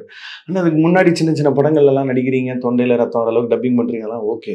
The rebel with a cause attitude Parthiban அவர்களுக்கு எப்போ வந்துச்சு? நான் வந்து டைரக்டர் ஆகணும், அசிஸ்டன்ட் டைரக்டர் ஆகணும்னா அதுக்கு அறிவு வேணுமே அப்படிங்கிற அறிவு வந்தது எனக்கு. அப்போ தான் அங்கேருந்து மவனே இப்போ நான் ஏன் ரொம்ப எமோஷ்னலாகவோ இல்லாட்டி ஏன் சென்டிமெண்ட் என் படத்தில் கூட பார்த்தீங்கன்னா அந்த ஐயங்காளியோட சீன்ஸ் எல்லாம் நான் இப்போவும் அழுவுறேன். எத்தனை நாள் ஆச்சு, 1.5 வருஷமாச்சு அதை ஷூட் பண்ணி. நான் முந்தா நாள் ஸ்க்ரீனில் படம் பார்க்கும்போது கூட பசங்களாம் என்னை பார்க்குறாங்க. பார்த்தா எனக்கு அப்படியே அந்த அவனை ஸ்பேஸ்ஷிப்புக்கு அனுப்பும்போது அங்கே ஒரு மியூசிக் வரும். அவன் சொல்லுவான், இந்த மாதிரி நீங்களாம் வீட்டுக்கு போகலன்னா அழுவுறதுக்கு இருப்பாங்க, வருஷப்படுத்து. எனக்கு வந்து வீட்டில் மட்டும் இல்லை, இந்த பூமியிலேயே யாருமே கிடையாது அப்படின்னா அங்கே ஒரு வயலின் ஆரம்பிக்குமா, அங்கேயே நான் ஆரம்பிப்பேன். இது எத்தனை தடவைன்னு எனக்கு தெரியவே தெரியாது. இவ்வளோ எமோஷனலாக இருக்கிறதுக்கு காரணம் எங்கள் அப்பா இன்னும் கொஞ்சம் நாளையில் லுக்கிமியா, பிளட் கேன்சர், அவர் இறந்துடுவார். நான் போய் பாக்யராஜ் சார்ட்ட போய் சேர்றேன். ப்ரெஷர். இந்த நேரத்துக்குள்ளே நான் டைரக்டர் ஆகிடணும். நீ அவ்வளோ ஒர்த்தா சார் அப்படின்லாம் கேட்குறீங்களே. இப்போது நானாக ஒரு விஷயத்தை ஃபிக்ஸ் பண்ணிக்கிட்டேன். அவர் இறக்கிறதுக்குள்ளே நான் வந்து அவருக்கு ப்ரூவ் பண்ணிடணும். நீங்கள் நினைக்கிற மாதிரி நான் அப்படி வீணாக போயிட மாட்டேன், நான் வந்து இப்படி நல்லா வருவேன் அப்படின்றத காட்டணும். அதுக்கு நான் என்ன பண்ணுறேன், போராடி போய் அந்த படத்தில் போஸ்ட்மேன், அவர் அப்படி தான் போஸ்ட்மேனாக லைஃப்பை ஸ்டார்ட் பண்ணார். நீங்கள் நல்லா கவனித்து பார்த்தீங்கன்னா இந்த லவ் மாதிரி ஒரு இன்னோசன்ஸ் வந்து என்கிட்ட இருந்திருக்கு. அந்த இன்னோசன்ஸ் தான் வந்து என்னை அவரை வந்து தெய்வமாகவும் பாக்யராஜ் சார் இங்கே கூட நான் வந்து அவருடைய இது பார்த்தீங்களா நீங்கள் தெரியல, அதையெல்லாம் ஃபோட்டோ வைக்கிறதுக்கு பதிலாக நான் அவருக்குன்னு ஒரு நாற்காலி நிறைய பேனா வச்சுருக்கேன். அப்படி நான் வந்து ஒரு குருகுலம் மாதிரியான எடுத்துக்கிட்டது எல்லாத்துக்கும் ரீசன் வந்து கொஞ்ச நாளைக்குள்ள அவர் இறந்துட்டாருன்னா அவருக்கு நான் காட்டணும், நான் யாருன்னு காட்டணும் அப்படின்னு சொல்லிட்டு நான் தாவணி கனவுல போஸ்ட்மேனாக நடிக்கிறேன். அதை அவர் பார்க்குறாரு. போஸ்ட்மேனாக நடித்தா அவர் பிரியாணி ஆகிடுவாங்கிறது எப்படி இருக்கு. ஆனால் கல்கியில் எழுதுனாங்க, யார் கண்டது பின்னாளில் இவர் இன்னொரு பாக்யராஜோ என்னவோ தாவணி கனவுகளுக்கு அந்த நேரத்தில் அப்போ எழுதுறாங்க. நான் எங்கள் அப்பா அதெல்லாம் பார்க்குறாரு, அவருக்கு சந்தோஷம். அது மாதிரி நிம்மதியாக ஒரு நாளைக்கு அவர் இறந்துட்டார். ஆனால் நான் ஒரு கோல் வச்சுக்கிறேன், இந்த மரணம் நியாயமான ஒரு விஷயம், எல்லாருக்கும் வரணும், அப்படி தான் வரும். ஆனால் நான் வச்சுக்கிட்ட கோல் கரெக்டாக தப்பானே எனக்கு தெரியும். ஆனால் அதை நோக்கி நகர்ந்து வேகமாக ஓடி போய் நான் அந்த இடத்த பிடிக்கிறேன். இந்த போராட்டம் இருக்குது பார்த்தீங்களா, இது எங்கே கொண்டு போய் சேர்க்குன்னா பாக்யராஜ் சார் ஒரு படம் ஆரம்பிக்கிறாரு. என்னை வந்து டைரக்டராக போட்டு அவருடைய ஓன் ப்ரொடக்ஷன் முதல் பார்வைன்னு ஒரு படம் ஆரம்பிக்கிறாரு. உலகத்துக்கே தெரியப்படுத்துகிறாரு. பாக்யராஜிட்டேருந்து ஒரு பாரதிராஜிட்டேருந்து ஒரு பாக்யராஜ் வந்த மாதிரி பாக்யராஜிட்டேருந்து பார்த்திபன் ஒருத்தன் வரான்ட்டு ஒரு விளம்பரம் கொடுக்குறாரு. உலகமே என்ன திரும்பி பார்க்குது, படம் புசுக்கு நின்று போயிடுது. தோல்வி, நீங்கள் சொல்கிறீங்களே எத்தனை தோல்விகள் அப்படின்னு. அப்படியே திரும்பி நான் என்ன பண்ணுறதுன்னு தெரியாது. இப்போ நான் டைரக்டராகவும் கிடையாது, அசிஸ்டன்ட் டைரக்டராகவும் கிடையாது.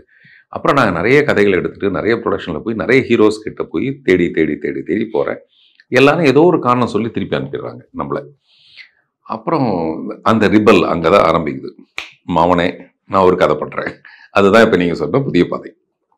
அப்போ கூட எனக்கு பின்னாடி இந்த யூனிவர்ஸ் ஹெல்ப் பண்ணுற மாதிரி பாப்ஜின்னு சொல்லிட்டு ஒரு ப்ரொடியூசரு, அவர் வேற ஒரு யோசனைக்காக தான் என்னை பிடிக்கிறாரு. அவர் பாக்யராஜ் சாருக்கு அட்வான்ஸ் கொடுத்து வச்சுட்டு பாக்யராஜ் சார் சொல்லிட்டார், மூர்த்தி டைரக்ட் பண்ணால் நான் அவன் படத்தை சீக்கிரமாக பண்ணுறேன்ட்டார். அவர் கேம் மேலே இருக்க பிரியத்தில் மூர்த்தியை மடக்கிறதுக்கு அவர் என்ன பண்ணுறாருன்னா, மூர்த்தி நீயே ஹீரோவை நடிச்சு ஒரு படம் ஆரம்பிக்கலான்னு சொல்லிட்டு அந்த படத்தை நிறுத்த ட்ரை பண்ணுறாரு. நிறுத்திட்டாரு. அந்த நேரத்தில் நடந்த ரஜினி சாருக்கும் எனக்கும் நடந்த ஒரு விஷயம் இருக்குது. அன்னைக்கு ரஜினி சாருக்கு ஒரு அட்வான்ஸ் கொடுத்துருக்காரு, பாக்யராஜ் சாருக்கு அட்வான்ஸ் கொடுத்துருக்காரு. 2 இடத்துல அலைஞ்சிட்டு இருக்காரு, லேட் ஆகிட்டு இருக்கு. அன்னைக்கு காலையில் தான் எனக்கு சொல்கிறாரு, நீ வந்து நடித்த ஒரு படம். நான் உடனே இந்த புதிய பாதை கதையை அவர்கிட்ட சொல்கிறேன். நான் சொன்ன கதையெல்லாம் அவர் கேட்கல. நல்லா இருக்குப்பா, சூப்பராக இருக்குது. மத்தியானம் ரஜினி வர சொல்லியிருக்காப்புல, நம்ம அங்கே போகலான்னு சொல்லிட்டு நாங்கள் போகிறோம். அப்போ வந்து ஏதோ ஒரு படத்தோட ஷூட்டிங் நடந்துட்டுருக்கு வாகினி ஸ்டுடியோவில். மத்தியானம் போன உடனே தலைவரோட சாப்பிட்டுட்டு விட்டுட்டு அதுக்கப்புறம் இன்னும் அவர் ஆரம்பிக்கல. பாப்ஜி வந்து சொல்ல போகிறாரு ரஜினி, அவர் ரஜினி தான் பேசுவார். ரஜினி இந்த மாதிரி ஒரு படம் பண்ணலான்னு சொல்கிறதுக்கு முன்னாடி ரஜினி சார் வந்து அப்படியே பார்த்துட்டு இருந்தார். பாப்ஜி, பார்த்திபனோட ஐஸ் பார்த்தீங்களா, நல்ல ஷார்ப்பாக இருக்குல்ல, நல்ல பவர்ஃபுல் ஐஸ். நீங்கள் என்ன பண்ணுங்கள், பார்த்திபனை வச்சு ஒரு ஸ்மால் பட்ஜெட் ஒரு படம் பண்ணிங்கன்னா பை த டைம் நான் வந்து இதெல்லாம் முடிச்சுட்டு வந்துடுறேன். பாப்ஜி என்ன பார்க்குறேன், நான் அவரை பார்க்குறேன். நாங்கள் அதை தான் சொல்ல போகிறோம், சத்தியம். அப்புறம் ரஜினி, ஆமாம் ரஜினி, ஆக்சுவலாக நான் இதுதான் சொல்ல வந்தேன், நான் பார்த்திபனை வச்சு ஒரு படம் பண்ணலாம், ஒரு நல்ல கதை சொன்னார், வெரி குட் இருக்கு. அப்படி ஏன்ச்சிட்டு கை கொடுத்து குழந்த மாதிரி சொல்லி அனுப்பிச்சு விட்டாரு. அதெல்லாம் என்ன கிடைக்குதுன்னா, எங்கேருந்தோ எனக்கு யூனிவர்ஸ் அகைன் மறுபடியும் யூனிவர்ஸ்லேருந்து எனக்கு இந்த ஸ்பேஸ்ஷிப் வர மாதிரி எனக்கு வந்து ஏதோ ஒரு வரம் அதெல்லாம் வருது இப்படி. ஆனால் அந்த படம் நின்று போகுது. இப்படி சொல்லி அந்த படம் நின்று போகுது. அந்த படம் கேள்விக்குறிங்கிற பேரில் அந்த படம் நின்று போயிடுது. மறுபடியும் அலையிறேன். இதுலேருந்து எனக்கு என்ன தெரியுதுன்னா, தொடர்ந்து போராட நான் போய் அடைய வேண்டிய எல்லை, நேற்று முந்தின நாள் சொன்னேன், என்னுடைய எல்லை வந்து நந்தனத்திலேருந்து அடையாறாக இருந்தால் பரவாயில்ல, அதையே அடையாறு நிறைய பேர். ஆனால் நான் அடையிறது வந்து வேற ஒரு இடத்துக்கு போகணும்னு முடிவு பண்ணியிருக்கேன். அதனால் என்னுடைய போராட்டம் கொஞ்சம் பெருசாக தான் இருக்கணும். ஜஸ்ட் லைக் தட் நானும் வந்து ரங்கராஜன் ஒரு டைரக்டர் அந்த நேரத்தில், ஆர் சுந்தரராஜன் டைமில் கே ரங்கராஜ். அப்போ நான் முதல் பார்வை கதையெல்லாம் அந்த ரேஞ்சுக்கு தான் பண்ணியிருந்தேன். இந்த ரிபல் மாதிரியான கதையெல்லாம் இல்லை. மோகன் நடிச்சார்னா ஒரு ஹீரோ 2 ஹீரோயின், ஒரு ட்ரையாங்கல் லவ் ஸ்டோரி, இந்த மாதிரி லெவலுக்கு தான் நான் இருந்தேன். எனக்கு ஏற்பட்ட பிரச்சனையும் தோல்வியும் என்னை வந்து புதிய பாதை மாதிரி ஒரு கதையை பண்ண வச்சுது. ஸோ நான் வந்ததுலேருந்தே இந்த புரட்சி போராட்டம் எனக்குள்ளேயே நடக்குது. என்ன பண்ணுறது, அதுதான் Parthiban sir. I think you're one of those guys where அட்வைஸையே ரொம்ப பிடிக்கிற மாதிரி சொல்லக்கூடிய ஒரு வேர்ட் பிளே உங்ககிட்ட இருக்கு. we've spoken about failures and how I don't know if I can ask this. Everybody goes through, I had a divorce in life. You've been a single parent. இன்னைக்கு இந்த 2K கிட்ஸ் ஒரு மாதிரி அந்த 3வது விசிலுக்கு துடிக்கிற cooker மாதிரி கொஞ்சம் கஷ்டப்படுறாங்க. Something you would like to tell them இந்த ப்ராசஸ் ஆஃப் லைஃப்ல. இப்போ எல்லாரும் எங்கள் அப்பா இறந்தாரு, கடன் கட்டணும், எல்லாம் ரெகுலர் லைஃப். அப்படி போய் தெருவில் இப்படி நின்று வேடிக்கை பார்த்தா எல்லாரும் மண்டை மேலே இருக்கிற பிரச்சனையை அப்படி லிஸ்ட் போட்டான். அவன் ஒரு 10 வச்சிருப்பாங்க. ஒரு சும்மா ஃபில்ம் மேக்கராகவும் சரி, ஒரு பார்த்திபனாகவும் சரி, இந்த ஜென்ரேஷனுக்கு என்ன சொல்லணும்னு ஆசைப்படுறீங்க? Because you made a film with kids. எனக்கு தெரிஞ்சு நம்ம எல்லாம் வேற ஒரு வார்த்தைகளில் வந்து அதை வடிக்கிறோமே தவிர எல்லாம் கடந்து போகும், பற்றற்று, இதெல்லாம் தான் நம்ம வாழ்க்கைக்கு ரொம்ப தேவையான விஷயம். இந்த படத்திலேயே கூட எனக்கு தோன்றதெல்லாம் அதுக்குள்ளே வச்சுருக்கேன். உதாரணத்துக்கு லவ் பண்ண 2 பேர் இப்போ பிரிஞ்சுட்டாங்க.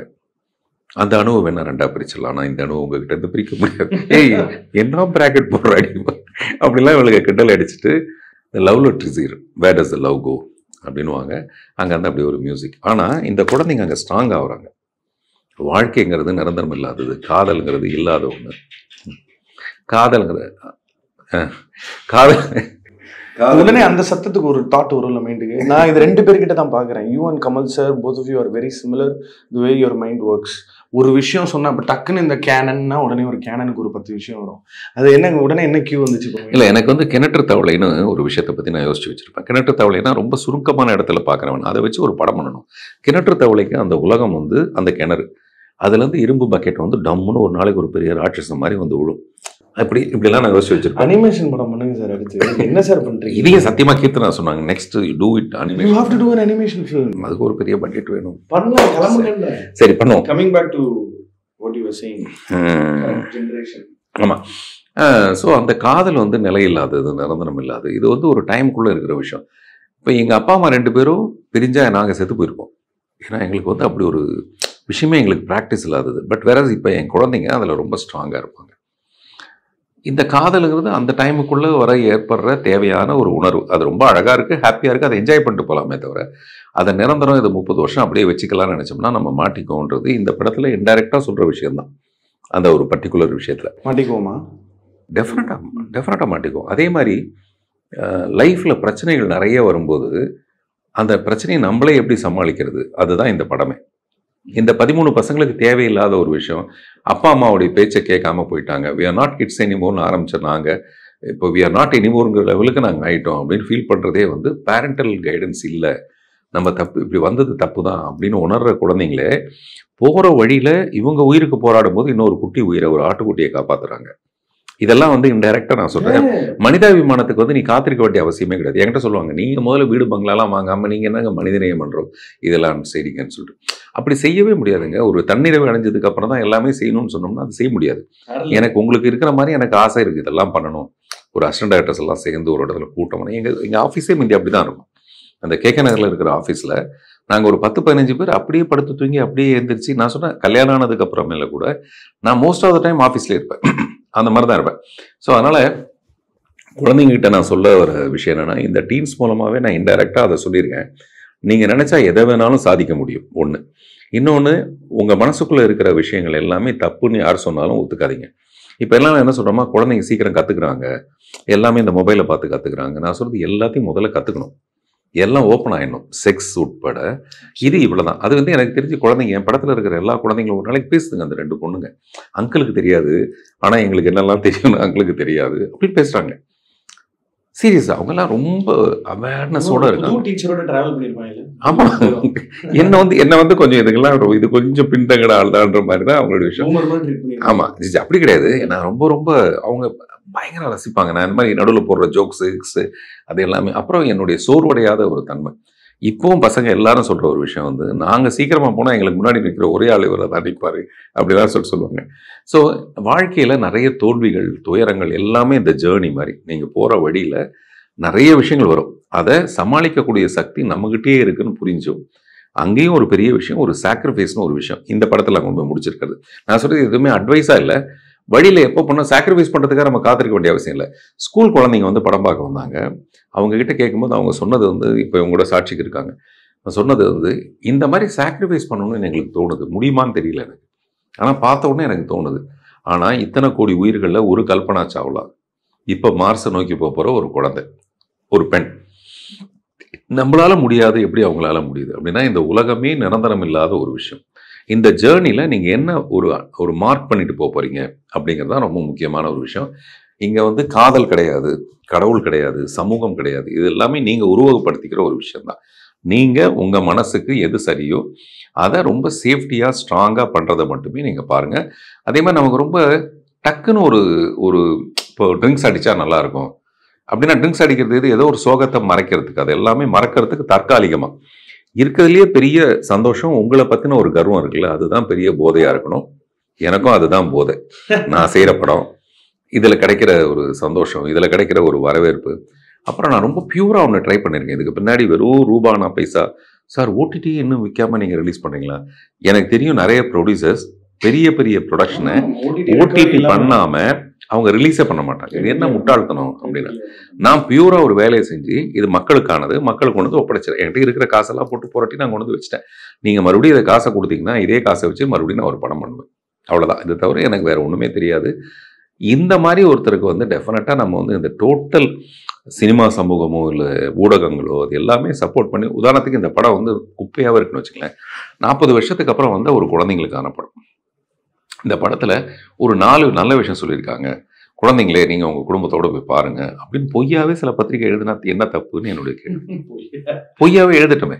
இல்லை, ஏன்னா அது இப்போ இண்டஸ்ட்ரியோட நரேட்டிவ் எப்படி இருக்குன்னு நான் சொல்கிறேன். அது வந்து தெரிஞ்சவங்களோட தான் வேலை பார்க்குறாங்க. நட்பு வட்டாரத்தில் மட்டும்தான் கொலாபரேஷன்ஸ் நடக்குது. இப்போ இந்த 13 பசங்க நீங்கள் தெரிஞ்ச மூஞ்சியை போட்டிருக்கலாம், ஆனால் நீங்கள் வீம்பு பிடிச்ச ஆளு, இந்த புதுசாக ஒரு 13 தூக்கி உள்ளே போடுவோம், இவனுங்க ஏதாவது பிடிச்சி வருவானுங்க. ஸோ அந்த மாதிரி நடந்தது. நேற்று கூலி படத்தில் தலைவரோட இந்த ஐயங்காளி நடிக்க போகிறோம். நேற்று நைட்டு தான் அந்த தகவல் வந்தது. வந்தால் நம்ம பயங்கரமாக கிளாப் அடிச்சு கொண்டாடணும். அந்த மாதிரி I think you also you're a great father. நான் கொஞ்சம் அப்சர்வ் பண்ணியிருக்கேன் நிறைய விஷயங்கள். அவங்கள ஒரு மாதிரி ஒரு சரிசமமாக அடல்ட் மாதிரி ட்ரீட் பண்ணி பேசி வந்ததுலாம். எஸ், ஐ திங்க் சில்ட்ரன்ஸ் ஃபில்மே வந்து ரொம்ப ஒரு ஸ்பெஷல் கேட்டகரி. பசங்க வந்தது பேக் தென், பட் அதுக்கப்புறம் திரும்ப இப்படி ஒரு இந்த ஜான்ரா ஷிஃப்ட் பண்ணணும்னு சொல்லி சில பேர் முயற்சி பண்ணுவாங்க. பட் அந்த டிரான்சிஷன் ஸ்மூத் சைலாகிறது ரொம்ப கடினம். எனக்கு இன்னும் பொருட்செலவு இருந்தால் இன்னும் தலைவன் அரசியல் விளையாட்டு விளையாடிருப்பான் அப்படின்றதான் மைண்டுக்கு வந்துச்சு. மற்றபடி வந்து நிறைய ஓய்வு எடுங்க. நீங்கள் ஜான்ரா ஷிஃப்ட் வந்து ஏன் பண்ணக்கூடாதுன்னு எனக்கு ஒரு கேள்வி வந்து, கொஞ்சம் விஷயம் தெரிஞ்சவங்கன்னு சொல்லுவாங்க, சார் நீங்கள் இந்த இப்படி ஒரு படம் பண்ணோம்னா அது அதே ஜனங்களோட மைண்ட் செட்லாம் அப்படியே இருக்கும் சார், அவங்கள அப்படியே கூட்டிகிட்டு போயிடணும் சார். எனக்கு அதிலலாம் உடன்பாடே கிடையாது. அந்த நீங்கள் சொன்ன மாதிரி அது ரொம்ப ஸ்மூத்தாக இருந்ததுன்றது வாஸ்தவம் தான். இன்னும் சொல்லப்போனால் என்னுடைய போஸ்டரே இதில் வரக்கூடாதுன்னு நினச்சிட்டு இருந்தேன். என் போஸ்டரே இதில் நான் வந்து ஃபர்ஸ்ட் ஹாஃப் படம் ரிலீஸ் அன்னைக்கு வரைக்கும். அப்புறம் இந்தியன் டூவோட நம்ம ரிலீஸ் பண்ணுறோம்னா அங்கே ஒரு எக்ஸ்ட்ரா ஒரு கார்டு தேவைப்படும். இன்னொரு கார்டு எடுத்து இதில் ஏசி இருக்குன்னு காட்டணுங்கிறதுக்காக ஒரு விஷயமோ தான் இருந்தது. அதில் கூட பார்த்தீங்கன்னா எங்கள் அப்போல ஒன்று போட்டிருக்கோம். அதெல்லாம் நான் வந்து கொஞ்சம் இழுக்க சொல்லி அப்படி பண்ணேன். அப்புறம் ஃபர்ஸ்ட் ஹாஃபை விட செகண்ட் ஹாஃப் நல்லா இருக்குது, செகண்ட் ஹாஃப் விட ஃபர்ஸ்ட் ஹாஃப் நல்லா இருக்குன்ற விமர்சனங்கள் வந்து எனக்கு அவ்வளோ பெரிய சந்தோஷம் இல்லை. இது வந்து ஒரு படம். அந்த பிரேக்ன்றது பிளாடர் ரொம்பும்போது அந்த நேரத்துக்கு ஒரு ஓய்வு தேவை. ஆமாம், அந்த நேரத்தில் ஓடி போயிட்டு வரணும், அவ்வளோதான். ஸோ ஹாலிவுட் படத்துக்கே இன்டர்வல் வருது நம்ம ஆளுங்க தான், நம்ம ப்ரொஜெக்டர் ஆப்ரேட்டர் தான் வந்து ஜேம்ஸ் பாண்ட் பக்கத்தில் போகும்போது டவக்குன்னு ஆஃப் பண்ணிடுவாங்க. இப்படியும் இருக்கும். அந்த லிப் கிஸ் பண்ண போகும்போது அங்கே கூட நிறுத்திடுவாங்க. அதுதான் ஜேம்ஸ் பாண்ட் கரெக்டாக போகும். பள்ளி சும்மா ரெண்டா நீ வேற தனியாக ஃபீல் பண்ணுற.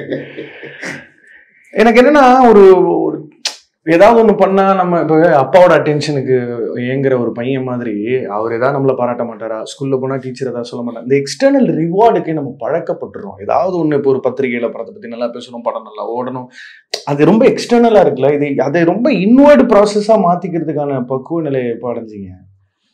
It's all about the film that I make and it is between me and the ஃபில்ம்ன்ற மாதிரி ஒரு கம்யூனிகேஷன் இருக்குல்ல. இப்போ ஜெயகாந்தன் என்ன சொல்லுவார்னா, ஒரு படைப்பு முடிஞ்சு போச்சுனாவே அவன் வெற்றி, அவ்வளோதான். அவ்வளோதான். நீ யாரா நீ எனக்கு சொல்றதுக்கு? அவர் அப்படிப்பட்ட ஒரு கம்பீரம் தான் அவர்கிட்ட. நான் அதான் சொன்னேன், மறுபடியும் அது எழுத்தோடு இருக்கும்போது எனக்கு பிரச்சனை. நான் எழுதி தூக்கி போட்டேன், நீ வாசிச்சா வாசிக்கலன்னா போடா அப்படின்னு. எனக்கு நான் வந்து பாக்யராஜ் சார்கிட்ட சேர்ந்துருக்கும்போது ஒருத்தர் வந்து ஒரு புக்கு எழுதினார், இப்படிக்கு அந்த புக்கு பேர். கவிதையெல்லாம் படித்தா ரொம்ப நல்லா இருந்தது.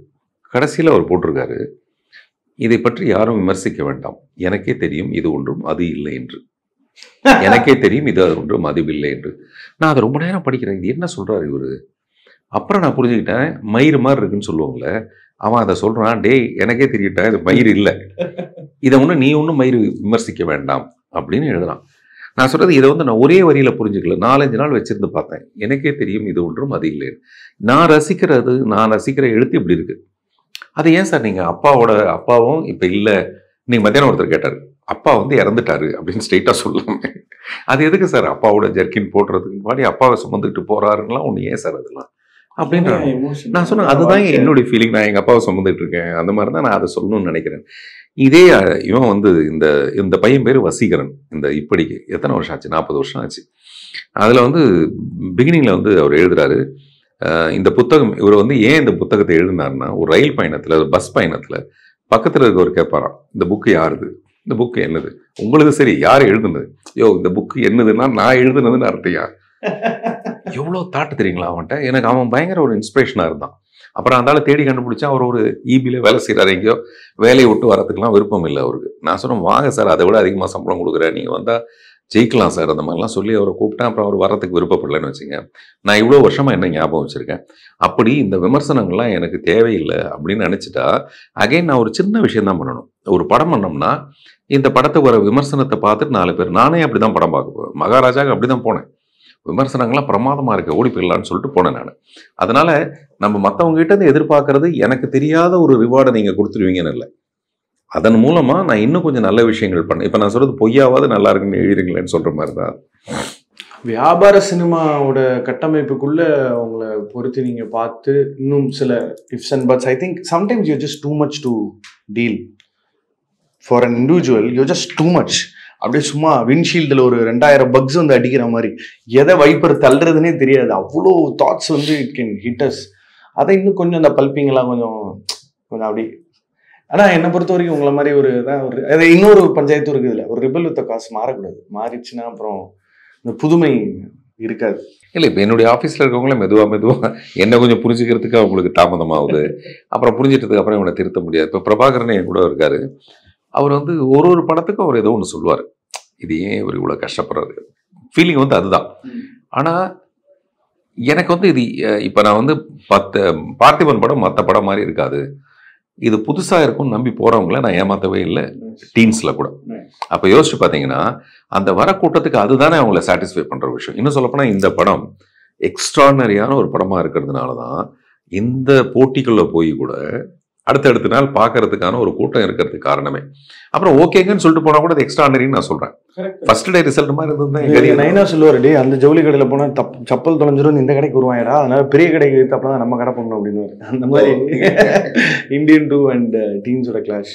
இந்த மிஷ்கின் சார் நீங்களும் வந்து டைரக்ட் பண்ண ஆரம்பிச்சா அப்படியே வெயிட் போட்டுனே இருப்பீங்க, நடிக்க ஆரம்பிச்சா திடீர்னு குறைக்கிறீங்க, தூங்க மாட்டீங்க. ஐ don't know if you eat properly. Think நிறைய நீங்கள் ரெஸ்ட் எடுக்கணும் சார். நீங்கள் வந்து ஒர்த்தான்னு கேட்டிங்களே, இவ்வளோ ஒர்த்தான்னு நிஜமாவே யோசிச்சு பார்த்தா ஆரோக்கியமாக பார்த்தோம்னா என்ன பண்ணி கிழிச்சிட போகிறோம். கேபி சாரை ஏன் மறந்துட்டோம் நம்ம அப்படின்னு எனக்கு கோவம் வரும். கேபி சாரோட நினைவு நாளப்போ எனக்கு பயங்கர கோவம் வரும். ஏன்டா இன்றைக்கி மட்டும் நினச்சிக்கிறீங்க, அப்படிலாம் கிடையவே கிடையாது. அப்படி நான் சொல்லி முடிக்கும்போது நம்மால் தலைவர் வந்து கமல் சார் வந்து சொல்லுவார், இந்த நினைவு நாள் மட்டுமே அவரை நினைவு கொண்டு வேண்டியதில்லை அப்படின்னு. நானும் இவரும் ஒன்றா தானே நினைக்கிறோம், அவரும் நானும் ஒன்றா தானே நினைக்கிறோம். அப்படி எனக்கு அவர் மேலே ஒரு பயங்கர அலாதி பிரியம். அவருக்கு சன்கிளாஸ் போட்டுட்டு சித்தார்த்துக்கு பக்கத்தில் அப்படி நடந்து போகிற ஸ்டைலு. நான் சித்தார்த்தை விட்டுறேன், அதுக்கு தான் அந்த பொண்ணு வந்துருச்சு இல்லை, அதனால அதை ரசிக்கிட்டோம் நமக்கு என்ன அப்படின்னு சொல்லிட்டு நான் நம்ம தலைவரோட நம்ம ரசிச்சுதான் ஆண்டவரை நம்ம ரசிக்க. இன்னைக்கு ஒரு காலேஜ் போயிருந்தேன், 2K கிட்ஸ் விஸ்காம் ஸ்டூடெண்ட்டுக்கு பாலச்சந்தர் தெரியல, நெஞ்சு வெடிச்சிச்சு எனக்கு. அவங்க கமல் சார் பேரு விக்ரம் நினைச்சுனுங்கிறாங்க. அந்த மாதிரி இந்த எல்லாம் ஒன்றும் மறந்து போயிடும். ஒருத்தராக போய்கிட்டே இருப்பாங்க. இதில் எதுவும் ஞாபகத்தில் இதில் எதுக்கு நம்ம இவ்வளோ ஹெல்த்தை ஸ்பாயில் பண்ணணும் அப்படின்னு தோணுது. அதனால இப்போ நான் இம்மிடியட்டாக ஒரு பெரிய ஃப்ரீ ஒரு மாசமாவது எங்கேயாவது விட்டுட்டு ஓடி போய் 4 கதை பண்ணிட்டு வரும். தோட்டத்துக்கு போவீங்களா இல்லை யூ டிராவல் அப்ராட்லாம் போவீங்களா சார்? அந்த மாதிரி போயிருக்கேன். நான் இப்போ கூட அப்ராட் தான் போகலான்னு நினச்சிட்டு இருக்கேன். அப்படி ஒரு வில்லேஜ் எங்கள் ஊர் பக்கத்தில் நினச்சேன். மகிழ்ச்சி sir. Every time I talk to you எனக்கு வந்து அது ஒரு free session on life and beyond. இல்லை, உங்களோட எனக்கு அந்த பேசும்போதும் அந்த என்ன சொல்கிறது, ஒரு ஃபார்மேட்டுக்குள்ளேலாம் எனக்கு பிடிக்கும். அது எனக்கு அந்த மாதிரியே பழக்கமாயிடுச்சு. ஒரு படம் பார்த்தேன், ரப்பர்னு ஒரு படம், நீங்கள் வேணால் பாருங்கள். அதில் நிறைய டயராக இருக்குது, லாரி டயர்லாம் வருது. அதில் ஒருத்தன் கார் எடுத்துகிட்டு வரான், வந்து அப்படி இப்படியே பூந்து வரான். வந்த உடனே அவன் சொல்கிறான், கமெண்ட்ரி போகுது, இதில் நான் ஏதாவது ஒரு டயரை இடிச்சிருவேன்னு தானே நினைக்கிறீங்க, ஏன் நீங்கள் நினைக்கிறீங்க, அதை நான் தானே பண்ணணும். அப்புறம் பார்த்தா காரில் ஃப்ரண்ட்லேருந்து வராமல் டிக்கிலேருந்து ஏஞ்சி வரான், வண்டியை ஓட்டிட்டு வரேன். நீங்கள் அப்படி தான் நினைக்கிறீங்க, நான் ஏன் இப்படி நினைக்கக்கூடாது. எனக்கு அந்த படம் ரொம்ப பிடிச்சி போச்சு.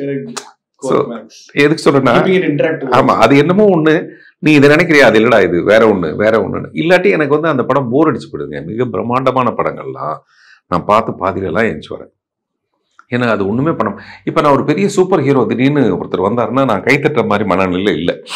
அது கடந்து போயிட்டதுனால எனக்கு அந்த படத்துல என்ன மெஸ்மரைஸ் பண்ற ஏதோ ஒரு விஷயம், அனாட்டமி ஆஃப் எ ஃபால்னு ஒரு படம், அதை பார்த்துட்டு ஏய் என்னடா இவனுங்க இப்படி பண்றானுங்க, என்ன எக்ஸ்பிரஷன் தான். நான் வந்து சாராவுக்கு ரொம்ப நேரம் ஒரு ஷார்ட் எக்ஸ்டெண்ட் பண்ணி வைக்கிறேன், சஸ்டைண்டா இருக்கு அந்த ஷார்ட். அந்த மாதிரி அந்த டைரக்டர் வந்து அது ஏதோ ஒரு பின்னாடி ஒரு பெரிய பில்டிங் ஒன்று இருக்கும், அவங்க 2 பேரும் கார்ல வந்து உட்காந்து பேசிட்டு இருப்பாங்க, அவ்வளோ லென்த் ஷார்ட். அவள் அப்படியே மெதுவாக திரும்பி பார்த்துட்டு பேசுவா. அப்பா இதெல்லாம் நம்ம கற்றுக்கணும் இல்லை அப்படின்னு நம்ம நினைக்கிறோம். ஸோ அந்த மாதிரி உங்களை எது சந்தோஷப்படுத்துது அப்படிங்கிறத நம்ம தான் டிசைட் பண்ண வேண்டியதாக இருக்குது. அதனால் என்ன இந்த மாதிரி ஒரு படம் எடுங்கன்னு சொல்கிறத விட நான் ரசிக்கும்படியாக ஒரு படம் எடுக்கிறதும் அதை ரசிக்கிறதுக்கான காலதாமதம் தான் என்னுடைய பெரிய பிரச்சனையாக இருக்குது. இதோட நம்ம நிறுத்திக்கலாம், இது கரெக்ட் சிங்கில் இருக்குது. அதனால்